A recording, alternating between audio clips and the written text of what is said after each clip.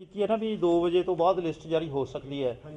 ਇਹ ਕਾਗਜ਼ ਭਰਨ ਤੱਕ ਪਾਰਟੀ ਕੋਲੇ ਸਮੀਖਿਆ ਕਰਨ ਦਾ ਟਾਈਮ ਹੁੰਦਾ ਹੈ, ਬਲਕਿ ਸਮਾਂ ਟਿਕਟ ਜਾਰੀ ਕਰਕੇ ਤਾਂ ਉਹਨੂੰ ਜ਼ਿਆਦਾ ਪਤਾ ਲੱਗ ਜਾਏਗਾ ਵੀ ਕੀ ਰਿਐਕਸ਼ਨ ਆ ਰਿਹਾ ਲੋਕਾਂ 'ਚੋਂ, ਤੇ ਉਹ ਰਿਐਕਸ਼ਨ ਮੁਤਾਬਕ ਪਾਰਟੀ ਫੈਸਲਾ ਆਪਦਾ ਬਦਲ ਵੀ ਸਕਦੀ ਹੈ, ਕਿਉਂਕਿ ਪਾਰਟੀ ਦੇ ਹਿੱਤ 'ਚ, ਪਾਰਟੀ ਦੀ ਚੜ੍ਹਦੀ ਕਲਾ ਵਾਸਤੇ, ਲੋਕ ਹਿੱਤ ਦੇ ਵਿੱਚ ਕਈ ਵਾਰੀ ਫੈਸਲੇ ਲਏ ਹੋਏ ਬਦਲਣੇ ਵੀ ਪੈਂਦੇ ਨੇ। ਤੇ ਦੂਜਾ ਜਿਹੜੀ ਤੁਸੀਂ ਸਵਾਲ ਕੀਤਾ ਹੈ ਕਿ ਮੈਂ ਆਜ਼ਾਦ ਚੋਣ ਲੜਾਂਗਾ, ਦੇਖੋ ਇਸ ਤਰ੍ਹਾਂ ਦਾ ਜਦੋਂ ਪਾਰਟੀ ਦੇ ਸਾਹਮਣੇ ਅਸੀਂ ਅਪੀਲ ਚਾਰਾਜੋਈ ਬੇਨਤੀ ਕਰ ਸਕਦੇ ਹਾਂ ਕਿ ਪ੍ਰੋਟੋਕੋਲ ਨੂੰ ਧਿਆਨ 'ਚ ਰੱਖ ਕੇ ਹੀ ਗੱਲ ਕੀਤੀ ਜਾਵੇ, ਤਾਂ ਮੈਨੂੰ ਵੀ ਉਮੀਦ ਹੈ ਕਿ ਪਾਰਟੀ ਮੇਰੀ ਇਸ ਅਪੀਲ ਨੂੰ, ਮੇਰੀ ਰਿਕੁਐਸਟ ਨੂੰ ਨਜ਼ਰ ਅੰਦਾਜ਼ ਨਹੀਂ ਕਰੇਗੀ ਤੇ ਮੈਨੂੰ ਮਾਨਸਾ ਤੋਂ ਟਿਕਟ ਦੇ ਕੇ ਨਿਵਾਜੂਗੀ। ਨਾਜਰ ਸਿੰਘ ਜੀ, ਜਦੋਂ ਸਿੱਧੂ ਮੂਸੇਵਾਲਾ ਦਾ ਮਾਨਸਾ ਹਲਕੇ ਦੇ ਵਿੱਚ ਗ੍ਰਾਂਟਾਂ ਵੰਡ ਰਿਹਾ ਸੀ ਤੇ ਨੀਂਹ ਪੱਥਰ ਰੱਖ ਰਿਹਾ ਸੀ, ਤਾਂ ਉਦੋਂ ਕਿਉਂ ਨਹੀਂ ਆਵਾਜ਼ ਉਠਾਈ ਤੁਸੀਂ? ਆਵਾਜ਼ ਉਠਾਈ ਸੀ ਜੀ। ਕੁਝ ਗੱਲਾਂ ਇਹ ਹੁੰਦੀਆਂ ਪਬਲਿਕ ਕਰਨੀਆਂ ਪੈਂਦੀਆਂ ਜੋ ਮਜਬੂਰੀ ਹੋ ਜੇ, ਸਿਰ ਤੋਂ ਪਾਣੀ ਲੰਘ ਜੇ। ਕੁਛ ਇਹ ਹੁੰਦਾ ਮਰਜ਼ਾਦਾ ਨੂੰ ਧਿਆਨ 'ਚ ਰੱਖਦੇ ਹੋਏ ਜੇ ਅਸੀਂ ਪਾਰਟੀ ਤੋਂ ਪ੍ਰੋਟੋਕੋਲ ਦੇ ਪਾਲਣਾ ਦੀ ਗੱਲ ਕਰਦੇ ਹਾਂ ਤਾਂ ਕੁਝ ਪ੍ਰੋਟੋਕੋਲ ਸਾਡੇ 'ਤੇ ਵੀ ਲਾਗੂ ਹੁੰਦੇ ਨੇ ਵੀ ਅਸੀਂ ਇੰਟਰਨਲ ਜਿਹੜੀ ਹੈਗਾ ਪਾਰਟੀ ਦੇ ਵਿੱਚ ਕਿਸੇ ਤਰ੍ਹਾਂ ਦਾ ਖਲਾਰਾ ਨਾ ਪਾਈਏ। ਇਹ ਆਵਾਜ਼ ਟਾਈਮ ਤੇ ਪਹੁੰਚਾਈ ਗਈ ਹੈ ਉਹਨੂੰ। ਸਿੱਧੂ ਮੂਸੇਵਾਲੇ ਕੋਲੇ ਕੋਈ ਸੰਵਿਧਾਨਿਕ ਅਹੁਦਾ ਵੀ ਨਹੀਂ ਸੀਗਾ। ਸੰਵਿਧਾਨਿਕ ਅਹੁਦਾ ਤੁਹਾਡੇ ਕੋਲ ਸੀ, ਤੁਸੀਂ ਵਿਧਾਇਕ ਸੀ, ਤੁਹਾਡਾ ਹੱਕ ਬਣਦਾ ਸੀ, ਤੁਸੀਂ ਕਿਉਂ ਨਹੀਂ ਬੋਲੇ ਫਿਰ? ਕਿਉਂ ਮੈਂ ਉਹਨਾਂ ਨੂੰ ਦੇਖੋ ਮੇਰੀ ਗੱਲ ਸੁਣੋ, ਮੈਂ ਤੁਹਾਨੂੰ ਪਹਿਲਾਂ ਵੀ ਕਹਿ ਚੁੱਕਿਆ ਕਿ ਕੁਝ ਗੱਲਾਂ ਇਹੋ ਜਿਹੀਆਂ ਹੁੰਦੀਆਂ ਜਿਹੜੀ ਚਾਰ ਦੀਵਾਰੀ ਦੇ ਵਿੱਚ ਬੈਠ ਕੇ ਹੀ ਗੱਲਾਂ ਕਰਨੀਆਂ ਬਣਦੀਆਂ ਹੁੰਦੀਆਂ। ਤੁਹਾਡਾ ਪਰਿਵਾਰ ਹੋਵੇ, ਚਾਹੇ ਪਾਰਟੀ ਹੋਵੇ, ਚਾਹੇ ਸਮਾਜ ਦੇ ਵਿੱਚ ਤੁਹਾਡੇ ਤੁਸੀਂ ਕਿਸੇ ਹੋਰ ਸੰਸਥਾ ਦੇ ਮੈਂਬਰ ਹੋ, ਕਈ ਗੱਲਾਂ ਅੰਦਰ ਰਹਿਣੀਆਂ ਚਾਹੀਦੀਆਂ, ਬਾਹਰ ਨਹੀਂ ਜਾਣੀਆਂ ਚਾਹੀਦੀਆਂ। ਪਰ ਜਦੋਂ ਸਿਰ ਤੋਂ ਪਾਣੀ ਲੰਘਦਾ ਦਿਸੇ ਤਾਂ ਕੁਦਰਤੀ ਤੌਰ ਤੇ ਫਿਰ ਬੋਲਣਾ ਵੀ ਬਣ ਜਾਂਦਾ ਹੁੰਦਾ ਹੈ। ਨਹੀਂ, ਉਹ ਆਸ਼ੀਰਵਾਦ ਨਹੀਂ ਸੀਗਾ ਉਹ। ਦੇਖੋ ਕੋਈ ਵੀ ਕਿਸੇ ਤਰੀਕੇ ਨਾਲ ਆਉਂਦਾ ਹੈ, ਉਹਦੇ ਤਾਇਆ ਜੀ ਇੱਕ ਦਿਨ ਪਹਿਲਾਂ ਆਏ ਸੀ ਮੇਰੇ ਕੋਲੇ, ਸਰਦਾਰ ਚਮਕੌਰ ਸਿੰਘ। ਉਹਨਾਂ ਨੇ ਮੈਥੋਂ ਇਹ ਗੱਲਾਂ ਕਰਦੇ ਵੀ ਮੁੰਡੇ ਨੇ ਸਾਡੇ ਨੇ ਗਲਤੀ ਕਰ ਲਈ, ਤੁਸੀਂ ਕੀ ਦੱਸਣੇ ਹੋ? ਤੇ ਮੈਂ ਉਹਨੂੰ ਕੁਝ ਗੱਲਾਂ ਦੱਸੀਆਂ ਸੀ ਵੀ ਯਾਰ ਉਹਨੂੰ ਨਾ ਜੇ ਪਾਰਟੀ ਦੇ ਵਿੱਚ ਆਉਣਾ ਹੀ ਸੀਗਾ ਤਾਂ ਘੱਟੋ ਘੱਟ ਮਾੜੀ ਮੋਟੀ ਨਿਮਰਤਾ ਲੈ ਕੇ ਆਵੇ, ਕੋਈ ਵੱਡਿਆਂ ਪ੍ਰਤੀ ਰਿਸਪੈਕਟ ਸ਼ੋਅ ਕਰੇ।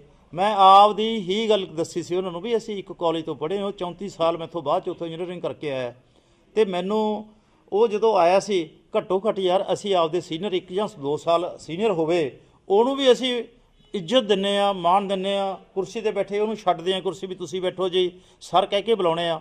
ਅਤੇ ਉਹਨੂੰ ਇੰਨਾ ਵੀ ਨਹੀਂ ਜਰਿਆ ਵੀ ਮੇਰੇ ਕੋਲੇ ਬੈਠੇ ਤੋਂ ਮੇਰੇ ਕੰਨ 'ਚ ਹੀ ਗੱਲ ਕਰ ਲੈਂਦਾ, ਬੈਠੇ ਹੀ ਕੋਈ ਤਰੀਕੇ ਦੇ ਨਾਲ ਐਂ ਗੋਡੇ 'ਤੇ ਹੱਥ ਲਾ ਦਿੰਦਾ ਵੀ ਅੰਕਲ ਮੈਂ ਹੁਣ ਨਵਾਂ ਆਇਆ, ਮੇਰਾ ਖਿਆਲ ਰੱਖਿਓ। ਮੈਂ ਯਾਰ ਇੰਨੀ ਕੁ ਤਾਂ ਉਹਨੂੰ ਹੋਣੀ ਚਾਹੀਦੀ ਹੈ। ਜੇ ਪੋਲੀਟਿਕਸ 'ਚ ਐਂਟਰ ਹੋ ਰਿਹਾ ਹੈ, ਗਾਇਕ ਹੋਣਾ ਹੋਰ ਚੀਜ਼ ਹੁੰਦੀ ਹੈ, ਬਟ ਪੋਲੀਟਿਕਸ ਦੇ ਵਿੱਚ ਐਂਟਰ ਹੋ ਕੇ ਹਰ ਪੜਾਅ 'ਤੇ ਜਾਣੀ ਤੁਸੀਂ ਮਤਲਬ ਕਿ ਚੈਲੰਜ ਦਾ ਸਾਹਮਣਾ ਕਰਨਾ, ਲੋਕਾਂ ਦੀਆਂ ਗੱਲਾਂ ਦਾ ਸਾਹਮਣਾ ਕਰਨਾ, ਸਵਾਲਾਂ ਦਾ ਸਾਹਮਣਾ ਕਰਨਾ, ਇਹ ਗੱਲ ਟੋਟਲੀ ਡਿਫਰੈਂਟ ਹੁੰਦੀ ਹੈ।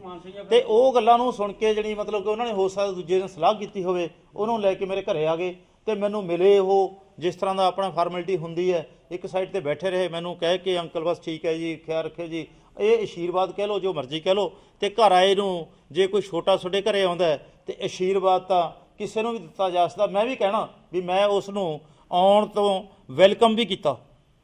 ਦੂਜੇ ਪਾਸੇ ਇਹ ਵੀ ਕਿਹਾ ਵੀ ਜੇ ਟਿਕਟ ਵੀ ਦੇਣੀ ਹੋ ਪਾਰਟੀ ਨੂੰ ਉਹ ਕਰ ਲਾਂਗੇ। ਪਰ ਮੈਨੂੰ ਇਹ ਦੱਸੋ ਵੀ ਜਦੋਂ ਉਹਨੂੰ ਇੱਕ ਸਿਟਿੰਗ MLA ਇੰਨਾ ਰਿਗਾਰਡ ਦੇ ਰਿਹਾ ਹੈ, ਕੀ ਉਹਦਾ ਬਣਦਾ ਸੀ ਵੀ ਜੇ ਮੈਨੂੰ ਪਾਰਟੀ ਨੇ ਟਿਕਟ ਨਾ ਦਿੱਤੀ ਤਾਂ ਮੈਂ ਆਜ਼ਾਦ ਲੜਾਂਗਾ? ਇਹ ਬਚਕਾਨਾ ਗੱਲਾਂ, ਇਮਚਿਓਰ ਗੱਲਾਂ ਇਹ ਪਾਰਟੀ ਨੂੰ ਹਾਰਮ ਨਹੀਂ ਕਰਦੀਆਂ? ਤਾਂ ਉਸ ਇਸ਼ੂ 'ਤੇ ਮੈਂ ਪਹਿਲੀ ਵਾਰ ਲਿਵਿੰਗ ਇੰਡੀਆ ਨੇ ਮੇਰੀ ਸਟੇਟਮੈਂਟ ਲਈ ਸੀ, ਉਹਦੇ ਜ਼ਰੂਰ ਕਿਹਾ ਸੀ ਵੀ ਇਨ ਕੇਸ ਉਹ ਇਸ ਤਰ੍ਹਾਂ ਦੀਆਂ ਗੱਲਾਂ ਕਰਦਾ ਤਾਂ ਫਿਰ ਅਸੀਂ ਵੀ ਚੁੱਪ ਨਹੀਂ ਬੈਠਾਂਗੇ, ਅਸੀਂ ਬੋਲਾਂਗੇ। ਨਾਜਰ ਸਿੰਘ ਜੀ, ਤੁਸੀਂ ਉਸ ਤੋਂ ਬਾਅਦ ਹੀ ਮੈਂ ਬੋਲਣਾ ਸ਼ੁਰੂ ਹੋਇਆ। ਉਦੋਂ ਤੱਕ ਮੇਰੀ ਇੱਕ ਸਟੇਟਮੈਂਟ ਦਿਖਾ ਦਿਓ ਮੂਸੇਵਾਲੇ ਦੇ ਅਗੇਂਸਟ, ਪਾਰਟੀ ਦੇ ਅਗੇਂਸਟ ਜਾਂ ਕਿਸੇ ਦੇ ਵੀ ਅਗੇਂਸਟ, ਜਿੱਦੇ ਉਹਨੇ ਇਹ ਸਟੇਟਮੈਂਟ ਦਿੱਤੀ ਵੀ ਜੇ ਮੈਨੂੰ ਪਾਰਟੀ ਨੇ ਟਿਕਟ ਨਾ ਦਿੱਤੀ ਤਾਂ ਮੈਂ ਆਜ਼ਾਦ ਲੜਾਂਗਾ। ਮੈਂ ਸਿਰਫ ਉਦੋਂ ਬਾਅਦ ਇਸ ਚੀਜ਼ ਨੂੰ ਕ੍ਰਿਟੀਸਾਈਜ਼ ਕਰ ਲੱਗਾ। ਮਾਨਸਾ ਸਾਹਿਬ, ਅਗਰ ਸਿੱਧੂ ਮੂਸੇਵਾਲੇ ਨੂੰ ਟਿਕਟ ਦਿੰਦੀ ਆ ਪਾਰਟੀ ਤੁਹਾਡੀ ਕੱਟ ਕੇ, ਤਾਂ ਉਹਦੇ ਨਾਲ ਚੱਲੋਗੇ ਜਾਂ ਵਿਰੋਧ ਕਰੋਗੇ? ਇਹ ਟਾਈਮ ਦੱਸੂਗਾ ਜੀ, ਟਾਈਮ ਵਿਲ ਟੈਲ। ਅੱਜ ਦੀ ਜੋ ਹਾਲਾਤ ਹੈ, ਮੈਂ ਜਦੋਂ ਇਸ ਚੀਜ਼ ਨੂੰ ਕ੍ਰਿਟੀਸਾਈਜ਼ ਕਰ ਰਿਹਾ ਵੀ ਉਹਨੂੰ ਟਿਕਟ ਦੇਣੀ ਨਹੀਂ ਬਣਦੀ ਤਾਂ ਫਿਰ ਨਾਲ ਚੱਲਣ ਦੇ ਜਾਂ ਕੋਈ ਹੋਰ ਹੈ ਤਾਂ ਕੁਦਰਤੀ ਤੌਰ ਤੇ ਫਿਰ ਵਿਚਾਰ ਕਰਨੀ। ਕੈਪਟਨ ਅਮਰਿੰਦਰ ਸਿੰਘ ਦੀ ਅਗਵਾਈ 'ਚ ਤੁਸੀਂ ਕਾਂਗਰਸ ਜੁਆਇਨ ਕੀਤੀ ਸੀਗੀ ਜੀ। ਹਾਂਜੀ।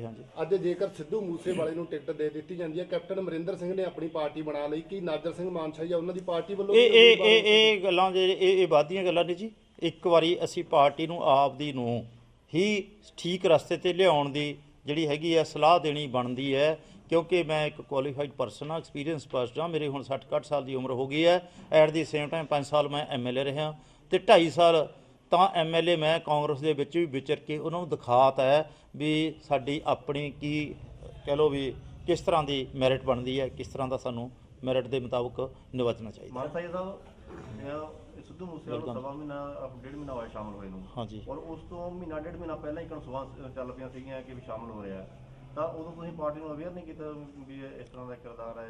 ਜਦੋਂ ਉਹਨੂੰ ਸ਼ਾਮਲ ਕਰਨ ਦੀ ਗੱਲਾਂ ਸੀ ਤਾਂ ਤੁਹਾਨੂੰ ਵੀ ਅੰਡਰਸਟੂਡ ਹੀ ਹੋਣਾ ਕਿ ਵੀ ਇਥੋਂ ਪ੍ਰੋਜੈਕਟ नहीं नहीं शामिल तो देखो कोई भी होंदा है, शामिल कोई भी होए पार्टी च परिवार च वाधा ही हो रहा है तो ਉਹਦਾ ਵਿਰੋਧ ਕਦੇ ਵੀ ਨਹੀਂ ਕਰਨਾ ਚਾਹੀਦਾ।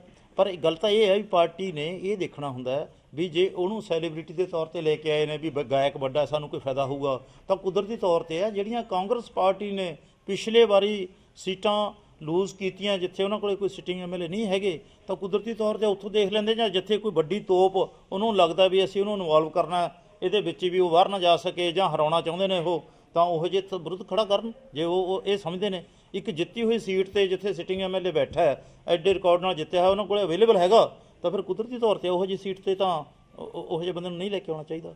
ਫਿਰ ਨੰਬਰ 2 ਜੇ ਇਹ ਵੀ ਕਹਿਣ ਵੀ ਉਹ ਇਸ ਹਲਕੇ ਨਾਲ ਵੀ ਸੰਬੰਧਿਤ ਨਹੀਂ ਹੈ, ਉਹ ਸਰਗੁੜ ਹਲਕੇ ਨਾਲ ਸੰਬੰਧਿਤ ਹੈ, ਫਿਰ ਉੱਥੋਂ ਦੇ ਦੇਣ ਜੀ। ਇੱਕ ਜਿਸ ਤਰ੍ਹਾਂ ਇੱਥੋਂ ਦੇ ਹਾਲਾਤ ਹੈ, ਇਸ ਤਰ੍ਹਾਂ ਦੇ ਹਾਲਾਤ ਜਿਹੜੇ ਹੈਗੇ ਨੇ ਮੌੜ ਮੰਡੀ ਦੇ ਆ। ਮੌੜ ਮੰਡੀ ਦੇ ਜਿੰਨੇ ਦਾਅਵੇਦਾਰ ਸੀਗੇ ਉਹਨਾਂ ਨੇ ਇੱਕ ਗਰੁੱਪ ਬਣਾ ਲਿਆ ਕਿ ਅਗਰ ਜਿਹੜਾ ਹੈਗਾ ਇੱਕ ਫੈਮਿਲੀ ਨੂੰ ਟਿਕਟ ਮਿਲਦੀ ਹੈ ਤਾਂ ਅਸੀਂ ਸਾਰਾ ਗਰੁੱਪ ਜਿਹੜਾ ਹੈਗਾ ਇੱਕ ਹੋਰ ਕੈਂਡੀਡੇਟ ਨੂੰ ਉਹਨੂੰ ਪ੍ਰੋਜੈਕਟ ਕਰਾਂਗੇ। ਤਾਂ ਕੀ ਜਿਹੜੇ ਹੋਰ ਇੱਥੇ ਮਾਨਸਾ ਦੇ ਦਾਅਵੇਦਾਰ ਹੈਗੇ ਨੇ ਤਾਂ ਤੁਸੀਂ ਵੀ ਇਸ ਤਰ੍ਹਾਂ ਦਾ ਕੋਈ ਇੱਕ ਮੰਚ ਬਣਾ ਸਕਦੇ ਹੋ ਇਸ ਤਰ੍ਹਾਂ ਦੀ ਗੱਲ? ਬਿਲਕੁਲ ਪੋਸੀਬਿਲਿਟੀਜ਼ ਹੁੰਦੀਆਂ ਜੀ। ਦੇਖੋ ਬੜੀ ਸਿੱਧੀ ਗੱਲ ਹੈ, ਪਾਰਟੀ ਨੂੰ ਪਰਿਵਾਰ ਨੂੰ ਸਟਰੋਂਗ ਕਰਨ ਵਾਸਤੇ ਕਈ ਵਾਰੀ ਆਪ ਦਾ ਕੋਈ ਫੈਸਲਾ ਘਰਦਿਆਂ ਨੂੰ ਸੁਣਾਉਣਾ ਵੀ ਪੈਂਦਾ ਹੈ। 2 ਭਰਾ ਹੁੰਦੇ, ਉਹਨਾਂ 'ਚ ਕੋਈ ਮਤਭੇਦ ਹੁੰਦੇ ਨੇ, ਅੱਡ ਹੋਣ ਤੱਕ ਨੌਬਤ ਚਲੀ ਜਾਂਦੀ ਹੈ, ਤੇ ਇੱਥੇ ਪਾਰਟੀ ਦੇ ਵਿੱਚ ਕੰਮ ਕਰਦੇ ਹੋਏ ਜੇ ਮਤਭੇਦ ਨੇ ਸਮਝਾਉਣਾ ਵੀ ਬਣਦਾ ਤੇ ਉਸ ਤੋਂ ਬਾਅਦ ਫਿਰ ਲੋੜੀਂਦੇ ਸਟੈਪ ਲੈਣੇ ਵੀ ਬਣਦੇ ਹੁੰਦੇ ਨੇ। ਮਾਨਸਾ ਜੀ ਤੁਸੀਂ ਕਹਿੰਦੇ ਵੀ ਜੇ ਉਹਨਾਂ ਨੇ ਇਹ ਗੱਲ ਕਹੀ ਹੈ ਵੀ ਮੈਂ ਪਾਰਟੀ ਜੇ ਮੈਨੂੰ ਟਿਕਟ ਨਹੀਂ ਦਿੰਦੀ ਮੈਂ ਤਾਂ ਮਤਲਬ ਆਜ਼ਾਦ ਲੜੂੰਗਾ, ਮੈਨੂੰ ਤਾਂ ਗੁੱਸਾ ਲੱਗਿਆ। ਉਸ ਤੋਂ ਬਾਅਦ ਮੈਂ ਸਾਰਾ ਕੁਝ ਸੋਚਿਆ, ਜੇ ਕਿਤੇ ਉਹ ਇਹ ਗੱਲ ਨਾ ਕਹਿੰਦਾ ਤੇ ਪਾਰਟੀ ਨੂੰ ਟਿਕਟ ਦੇਣ ਦੀ ਤੁਸੀਂ ਨਾਲ ਚਾਹੋਗੇ? ਫਿਰ ਕੁਦਰਤੀ ਤੌਰ ਤੇ ਹੈ, ਫਿਰ ਡਿਫਰੈਂਟ ਹੋਣਾ ਸੀਗਾ। ਦੇਖੋ ਹਾਲਾਤ ਜੇ ਜਿਸ ਦਿਨ ਉਹਨੂੰ ਜੁਆਇਨ ਕਰਾਇਆ ਉਸ ਤੋਂ 2 ਦਿਨ ਬਾਅਦ ਹੀ ਜੇ ਨਾਜਰ ਸਿੰਘ ਮਾਨਸ਼ਾਹੀ ਆ ਉਹਨੂੰ ਵੈਲਕਮ ਕਰ ਰਿਹਾ ਹੈ, ਓਪਨਲੀ ਕਰ ਰਿਹਾ ਹੈ, ਤੇ ਨਾਲ ਉਹਦੀ ਟਿਕਟ ਤੇ ਵੀ ਕੋਈ ਇਤਰਾਜ਼ ਨਹੀਂ ਠਾ ਰਿਹਾ, ਤਾਂ ਕੁਦਰਤੀ ਹੈ ਨਾ। ਜੇ ਮੈਂ ਪਾਰਟੀ 'ਚ ਇਹ ਸਮਝਦਾ ਵੀ ਮੈਂ ਉਹ ਤੋਂ ਸੀਨੀਅਰ ਹਾਂ, ਕੁਆਲੀਫਾਈਡ ਹਾਂ, 5 ਸਾਲ ਮੈਂ ਐਮਐਲਏ ਰਹਿ ਚੁੱਕਿਆ, ਤਾਂ ਫਿਰ ਉਸ ਤਰ੍ਹਾਂ ਦੀ ਜੇ ਕੋਈ ਇਹ ਬਿਆਨਬਾਜ਼ੀ ਕਰਦਾ ਹੈ ਤਾਂ ਮੇਰੀ ਵੀ ਜ਼ਿੰਮੇਵਾਰੀ ਬਣਦੀ ਹੈ ਮਾਨਸਾ 'ਚ ਬੈਠੇ ਹੋਣ ਕਰਕੇ ਪ੍ਰੈਸ ਦੇ, ਲੋਕਾਂ ਦੇ ਤੇ ਹਾਈ ਕਮਾਂਡ ਦੇ ਧਿਆਨ 'ਚ ਲਿਆਉਣਾ। ਐਮਐਲਏ ਸਾਹਿਬ ਸਿੱਧੂ ਮੂਸੇਵਾਲਾ ਆਪਦੇ ਵਿਰੋਧੀਆਂ ਨੂੰ ਕਹਿੰਦਾ ਵੀ ਉਹ ਮੈਨੂੰ ਬਲੈਕਮੇਲ ਕਰਨ ਦੇ ਵਾਸਤੇ ਮੇਰਾ ਵਿਰੋਧ ਕਰਦੇ ਨੇ, ਕੀ ਤੁਸੀਂ ਵੀ? ਬਲੈਕਮੇਲ ਕਿਸ ਨੂੰ ਕੀਤਾ ਜਾ ਸਕਦਾ ਹੁੰਦਾ ਹੈ? ਠੀਕ ਹੈ, ਕੋਈ ਬੰਦਾ ਮੇਰੇ ਨਾਲ ਰਹਿੰਦਾ ਹੋਵੇ, ਕੋਈ ਬੰਦਾ ਮੈਨੂੰ ਰੋਜ਼ ਫਰੀਕੁਐਂਟਲੀ ਮਿਲਦਾ ਹੋਵੇ, ਮੇਰੀ ਕੋਈ ਐਡਵਾਈਸ ਲੈਂਦਾ ਹੋਵੇ, ਮੇਰਾ ਉਹਦੇ ਨਾਲ ਕੋਈ ਸਾਂਝ ਹੋਵੇ ਕਿਸੇ ਤਰ੍ਹਾਂ ਦੀ ਵੀ, ਤਾਂ ਫਿਰ ਤਾਂ ਬੰਦਾ ਕਹਿ ਸਕਦਾ ਮੈਨੂੰ ਬਲੈਕਮੇਲ ਕਰਦਾ। ਤੇ ਬਲੈਕਮੇਲ ਦਾ ਇਹ ਵੀ ਹੁੰਦਾ ਕੁਛ ਲੋਕਾਂ ਦੇ ਇੰਪ੍ਰੈਸ਼ਨ ਬਣੇ ਹੁੰਦੇ ਨੇ, ਰੈਪੂਟੇਸ਼ਨ ਬਣਿਆ ਹੁੰਦਾ ਵੀ ਕੌਣ ਬਲੈਕਮੇਲਰ ਹੈ ਤੇ ਕੌਣ ਸਹਿਯੋਗੀ ਹੈ। ਤੇ ਮੇਰੇ ਤੇ ਜੇ ਲੋਕਾਂ ਨੂੰ ਨਹੀਂ ਮੈਂ ਕਿਸੇ ਨੂੰ ਬਲੈਕਮੇਲ ਕੀਤਾ 5 ਸਾਲ ਦੇ ਵਿੱਚ, ਤਾਂ ਫਿਰ ਮੈਨੂੰ ਇਹ ਦੱਸੋ ਸਿੱਧੂ ਮੂਸੇਵਾਲੇ ਨੂੰ ਇੱਕ ਨੌਜਵਾਨ ਨੂੰ ਐਡੀ ਉਹਦੀ ਫੇਮ ਹੈਗੀ ਹੈ ਤੇ ਮੈਂ ਬਲੈਕਮੇਲ ਕਿਸ ਵਾਸਤੇ ਕਰੂੰ? ਮੈਨੂੰ ਦੱਸ ਦਿਓ। ਉਹਦੇ ਵਿੱਚ ਕੁਐਸਚਨ ਵਿਰੋਧੀਆਂ ਨੂੰ ਕਹਿੰਦਾ, ਫਿਰ ਉਹਦੇ ਵਿਰੋਧੀਆਂ 'ਚ ਮੈਂ ਸ਼ਾਮਿਲ ਹਾਂ ਜਾਂ ਨਹੀਂ ਹਾਂ, ਮੈਨੂੰ ਵਿੱਚ ਵਿਰੋਧੀ ਸਮਝਦਾ ਕਿ ਨਹੀਂ ਹੈ।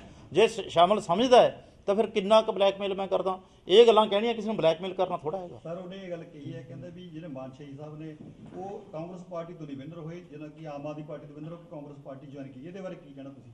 ਇਹਦੇ ਵਿੱਚ ਤਾਂ ਦੇਖੋ ਪਹਿਲਾਂ ਹੀ ਬਹੁਤ ਕੁਝ ਕਿਹਾ ਜਾ ਚੁੱਕਿਆ, ਠੀਕ ਹੈ। ਨੰਬਰ 2 ਤੇ ਜੋ ਮੈਂ ਤੁਹਾਨੂੰ ਪਹਿਲਾਂ ਉਹਦਾ ਪਰਿਵਾਰਕ ਪਿਛੋਕੜ ਦੱਸ ਚੁੱਕਿਆ, ਤੇ ਜਦੋਂ ਮੈਂ ਵਿਨਰ ਹੋਇਆ ਸੀ ਹੋ ਸਕਦਾ 20,469 ਵੋਟਾਂ ਜਿਹੜੀਆਂ ਮੇਰੀ ਲੀਡ ਬਣੀ ਹੈ ਉਹ ਕਾਂਗਰਸ ਕਰਕੇ ਹੀ ਬਣੀ ਹੋਵੇ, ਤੇ ਕਾਂਗਰਸ ਵਾਲਿਆਂ ਨੇ ਫਿਰ ਕੁਦਰਤੀ ਹੈ ਮੇਰੇ ਨਾਲ ਅਟੈਚਮੈਂਟ ਸੀ, ਉਸ ਕਰਕੇ ਮੈਂ ਪਾਰਟੀ 'ਚ ਆਇਆ ਹੋਵਾਂ। ਤੇ ਪਾਰਟੀ 'ਚ ਆ ਕੇ ਇਹ ਦੱਸੋ, ਪ੍ਰੈਸ ਵੀ ਬੈਠੀ ਹੈ ਸਾਰੀ, ਮਾਨਸਾ ਦੇ ਲੋਕ ਵੀ ਸੁਣਦੇ ਆ, ਹਾਈ ਕਮਾਂਡ ਵੀ ਸੁਣਦੀ ਹੈ, ਨਾਜਰ ਸਿੰਘ ਦਾ ਕਾਂਗਰਸ ਦਾ ਫਾਇਦਾ ਉਠਾ ਕੇ ਕੋਈ ਰੇਤਾ ਵੇਚਣ ਦਾ ਕੋਈ ਸਕੈਂਡਲ ਹੋਵੇ, ਮੇਰਾ ਕੋਈ ਸ਼ਰਾਬ ਵੇਚਣ ਦਾ ਸਕੈਂਡਲ ਹੋਵੇ, ਮੇਰਾ ਕੋਈ ਨਸ਼ੇ ਵੇਚਣ ਦਾ ਸਕੈਂਡਲ ਹੋਵੇ, ਮੇਰਾ ਕਿਸੇ ਦਲਾਲੀ ਕਰਨ ਦਾ ਸਕੈਂਡਲ ਹੋਵੇ, ਮੇਰਾ ਕੋਈ ਐਂ ਹੋਵੇ ਵੀ ਮੈਂ ਉਹਦੇ ਦਾ ਫਾਇਦਾ ਉਠਾ ਕੇ ਕਿਸੇ ਦਾ ਕੰਮ ਕਰਾਉਣ ਲਈ ਕਿਸੇ ਤੋਂ ਪੰਜੀ ਲਈ ਹੋਵੇ, ਫਿਰ ਤਾਂ ਆਪਾਂ ਕਹਿ ਸਕਦੇ ਹਾਂ ਵੀ ਉਹਨੂੰ ਕੋਈ ਇਤਰਾਜ਼ ਹੋ ਸਕਦਾ।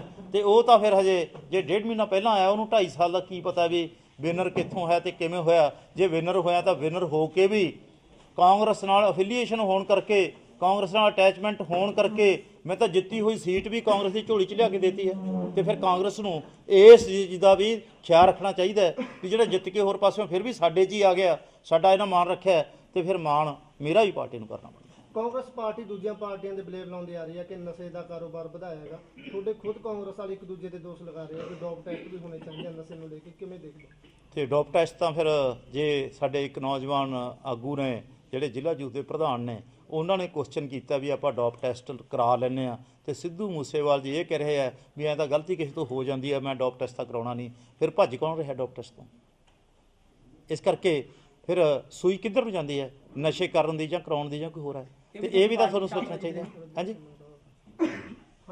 ਹਾਂਜੀ, ਬਸ ਇਹੀ ਹੈ ਮੇਰਾ ਕਹਿਣਾ ਵੀ ਨਸ਼ਿਆਂ ਦੇ ਵਿੱਚ ਦੇਖੋ ਸਾਰੀਆਂ ਪਾਰਟੀਆਂ ਦੇ ਵਿੱਚ ਕੋਈ ਪਾਰਟੀ ਇਹ ਕਲੇਮ ਨਹੀਂ ਕਰ ਸਕਦੀ ਉਹਦੇ ਵਿੱਚ ਸਾਰੇ ਐਮਐਲਏ ਸਾਫ਼ ਸੁਥਰੇ ਨੇ। ਕੋਈ ਪਾਰਟੀ ਤੇ ਤੁਸੀਂ ਇਹ ਬਲੇਮ ਵੀ ਨਹੀਂ ਲਾ ਸਕਦੇ ਵੀ ਉਹਨਾਂ 'ਚ ਕੋਈ ਇਮਾਨਦਾਰ ਨਹੀਂ ਹੈ।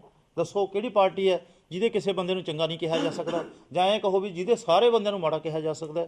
ਤੇ ਜੇ ਨਸ਼ੇ ਸਮਾਜ ਦੇ ਵਿੱਚ ਪਣਪ ਰਹੇ ਨੇ, ਕੋਈ ਤਾਂ ਫਾਇਦਾ ਉਠਾ ਕੇ, ਕੋਈ ਪਾਵਰ ਦਾ ਫਾਇਦਾ ਉਠਾਉਂਦਾ ਹੈ, ਕੋਈ ਆਪ ਦੇ ਬਾਹੂਬਲ ਦਾ ਫਾਇਦਾ ਉਠਾਉਂਦਾ ਹੈ, ਕੋਈ ਕਿਸੇ ਗੈਂਗਸਟਰ ਦਾ ਫਾਇਦਾ ਉਠਾਉਂਦਾ ਹੈ, ਤੇ ਕੌਣ ਨਹੀਂ ਕਰ ਰਿਹਾ ਜਾਂ ਕੋਈ ਹੋਰ ਹੈ, ਉਹ ਸਰਕਾਰਾਂ ਨੂੰ ਦੱਬਣਾ ਚਾਹੀਦਾ। ਪਰ ਮੇਰੇ ਤੁਸੀਂ ਦੱਸ ਦਿਓ ਵੀ ਜੇ ਇਸ ਤਰ੍ਹਾਂ ਦੇ ਕਿਸੇ ਸ਼ਖਸ ਨਾਲ ਸੰਬੰਧ ਦੇਖੇ ਹੋਣ, ਸੁਣਿਆ ਹੋਵੇ, ਮੈਂ ਤੁਹਾਡੇ ਸੁਣੇ ਤੇ ਕਹਿਣ ਤੇ ਵੀ ਵਿਸ਼ਵਾਸ ਕਰੂੰਗਾ ਵੀ ਹਾਂ ਠੀਕ ਹੈ ਜੀ ਤੁਸੀਂ ਮੇਰੇ ਤੇ ਐਲੀਗੇਸ਼ਨ ਲਾਇਆ। ਲੋਕ ਬਲੀਵ ਤਾਂ ਕਰਨ, ਲੋਕ ਕਹਿਣ ਵੀ ਹਾਂ ਜੀ ਨਾਜਰ ਸਿੰਘ ਇਹੋ ਜਿਹਾ ਹੋ ਸਕਦਾ। ਤੇ ਜੇ ਮੇਰਾ ਕਿਰਦਾਰ 2.5 ਸਾਲਾਂ 'ਚ ਕਾਂਗਰਸ ਨੇ ਦੇਖ ਲਿਆ, ਉਦੋਂ ਪਹਿਲਾਂ 2 ਸਾਲ ਸਵਾ 2 ਸਾਲ ਲੋਕਾਂ ਨੇ ਦੇਖਿਆ ਆਮ ਆਦਮੀ ਪਾਰਟੀ ਦੇ ਵਿੱਚ, ਤਾਂ ਫਿਰ ਕੋਈ ਕਹਿ ਦੇ। ਜੇ ਕੋਈ ਜਿਸ ਤਰ੍ਹਾਂ ਹੁੰਦਾ ਨਾ ਵੀ ਧੂੰਆਂ ਉੱਠਦਾ ਤਾਂ ਹੀ ਆਪਾਂ ਕਹਿੰਦੇ ਅੱਗ ਬਲੀ ਹੈ, ਤੇ ਧੂੰਆਂ ਉੱਠੇ ਦਿਖਾ ਦਿਓ। ਤੇ ਇਹਨਾਂ ਚੀਜ਼ਾਂ ਦਾ ਜਾਣੀ ਕੋਈ ਕਿਸੇ ਤਰ੍ਹਾਂ ਦੀ ਬੈਕਗਰਾਊਂਡ ਕੋਈ ਸੱਚਾਈ ਨਹੀਂ ਹੁੰਦੀ। ਤੇ ਆਪਾਂ ਜੋ ਕੁਝ ਕਰ ਰਹੇ ਹਾਂ, ਮੈਂ ਐਮਐਲਏ ਦੀ ਪਾਵਰ ਨਹੀਂ, ਮੈਂ ਜ਼ਿੰਮੇਵਾਰੀ ਸਮਝ ਕੇ ਆਪਦੀ ਜ਼ਿੰਮੇਵਾਰੀ ਨਿਭਾ ਰਿਹਾ ਤੇ ਨਿਭਾਉਂਦਾ ਰਹੂੰ। ਐਮਐਲਏ ਸਾਹਿਬ ਤੁਸੀਂ ਕਹਿੰਦੇ ਹੋ ਵੀ ਮੂਸੇਵਾਲੇ ਨੇ ਕਿਹਾ ਵੀ ਆਜ਼ਾਦ ਲੜੂੰਗਾ ਤਾਂ ਤੁਹਾਡੀ ਭਾਵਨਾ ਨੂੰ ਠੇਸ ਪਹੁੰਚੀ। ਬਿਲਕੁਲ ਉਹ ਸਾਲਾ ਪ੍ਰੌੜਾ ਸ਼ਬਦ ਕਹਿ ਰਹੇ ਆ ਕਿ ਉਹ ਜਾਇਜ਼ ਨੇ ਇਹ? ਉਦੋਂ ਬਾਅਦ ਫਿਰ ਮੇਰੀ ਗੱਲ ਸੁਣੋ, ਜੇ ਆਪਾਂ ਬੋਲ ਰਹੇ ਹਾਂ ਤਾਂ ਕੱਲੇ ਕੱਲੇ ਸ਼ਬਦ ਹੀ ਤਾਂ ਮੈਨੂੰ ਇਹ ਦੱਸਣਾ ਚਾਹੀਦਾ ਮੈਂ ਸ਼ੁਰੂ ਕਿੱਥੋਂ ਹੋਇਆ, ਕਿਉਂ ਬੋਲਿਆ, ਮੈਂ ਕਿਉਂ ਕ੍ਰਿਟੀਸਾਈਜ਼ ਕੀਤਾ। ਪਹਿਲ ਤਾਂ ਉੱਥੇ ਸੀ ਨਾ। ਐਂ ਤਾਂ ਹੁਣ ਮੈਨੂੰ ਤਾਂ ਕੋਈ ਗਾਣੇ ਗੂਣੇ ਸੁਣਨ ਦਾ ਬਹੁਤਾ ਕੋਈ ਸ਼ੌਕ ਨਹੀਂ, ਕਿਉਂਕਿ ਮੈਂ ਨਹੀਂ ਉਹ ਫੇਸਬੁੱਕ ਤੇ ਬਾਰਿਆ ਵੀ ਸਾਲੇ ਮੇਰੇ ਪ੍ਰਾਹੁਣਾ ਆ ਗਿਆ, ਪ੍ਰਾਹੁਣਾ ਤੇ ਭੱਜੂਗਾ। ਫਿਰ ਤੁਸੀਂ ਆਪ ਹੀ ਅੰਦਾਜ਼ਾ ਲਗਾ ਲਓ ਯਾਰ, ਕਾਂਗਰਸ ਇਹੋ ਜਿਹੇ ਬੰਦੇ ਤੋਂ ਲੈ ਕੇ ਕਾਂਗਰਸ ਅੱਪ ਜਾਊਗੀ ਕਿ ਡਾਊਨ ਜਾਊਗੀ?